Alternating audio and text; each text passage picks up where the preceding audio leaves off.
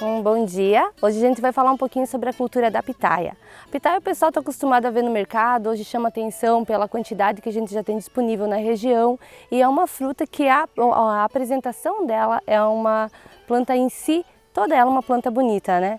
Mas será que é tão fácil assim da gente trabalhar com uma planta de pitaia? Às vezes a gente olha lá no mercado, ela tem um valor agregado, a gente não sabe como é que é essa condução, como que é essa escolha da variedade. Então a gente veio falar um pouquinho hoje sobre essa cultura que tem crescido na nossa região. Então a pitaia, para quem não conhece, ela é um cacto. Ela ocorre o florescimento dela no período da noite, porém como hoje a gente está com uma temperatura um pouquinho mais baixa, a gente conseguiu encontrar uma planta com a flor aberta e realizando a polinização.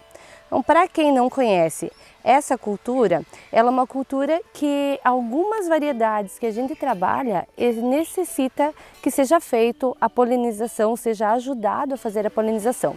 As primeiras variedades que a gente trabalhou, elas não tinham a capacidade de se polinizar sozinha, então eu precisava, nesse período em que a flor está aberta, coletar o pólen e colocar esse pólen em uma outra planta para que ela fizesse uma polinização cruzada e aí fizesse a formação do fruto.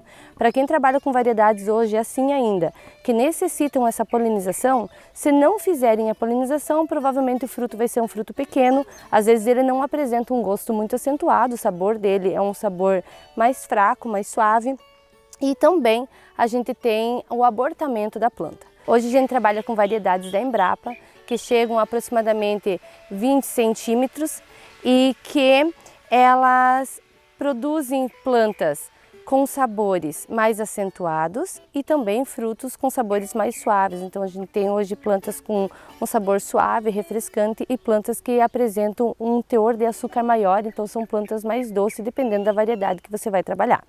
Tá? Também existe a necessidade de eu acertar no momento do plantio da muda. O ideal é que você já coloque no solo mudas que são maiores, então a gente faz o plantio dela, tá? Não se afunda muito no momento do plantio, porque como ela é um cacto, então ela já tem água aqui na composição. Se eu afundar demais, a probabilidade de apodrecimento dela é grande. E eu conduzo ela a uma altura aí de aproximadamente 80 centímetros, 1 metro e faço um corte aqui em cima. Esse sistema que vocês estão vendo aqui é um sistema de espaldeira. Então, para que ele serve? Ele serve para mim conduzir os braços dessa planta na lateral. Aí eu vou trazer os braços na lateral conforme ele vai fazendo o crescimento e as mudas que vão saindo ao lado aqui, eu vou fazendo a poda para mim deixar apenas os braços dela conduzidos um para cada lado. A partir do momento em que ela abriu a flor, ela vai começar a formação do fruto. E para mim ter um fruto de qualidade, eu preciso retirar essa flor com o passar dos dias. Então, a partir do momento em que ela fecha a flor, ela vai para o período de crescimento do fruto. Aqui vocês podem ver o fruto já começando o desenvolvimento e essa flor ela está com aproximadamente em torno de 7 dias. Essa parte é necessário que eu retire. Como que eu retiro ela? Eu vou dobrar ela para baixo e para cima e vou puxar ela aqui para que fique apenas o estigma dela.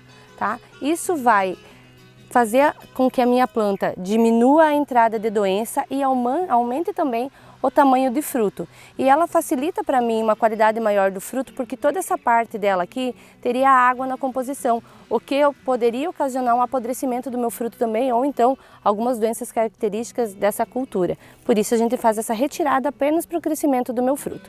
A partir do momento em que ele crescer, ele vai para o período de amadurecimento. Então essa variedade aqui é uma variedade de casca vermelha por fora e polpa roxa por dentro, tá? Uma variedade extremamente doce e de uma apreciação do mercado maior em relação às plantas que têm a polpa branca por dentro. Então hoje o nosso consumidor em campo, ele prefere mais a planta com uma coloração avermelhada ou mais rosa, com um sabor de um açúcar mais acentuado, do que as plantas que têm a polpa branca.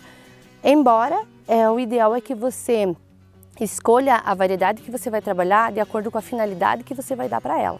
Então, para as pessoas que utilizam a pitaia na produção de geleia ou como uma base para outros processados, o ideal é que você trabalhe com a polpa branca, que aí ela tem um teor de pectina alto e ela dá um suporte de base bom e não altera a coloração de outras plantas, outros frutos que podem ser colocados junto na hora do processamento de um alimento.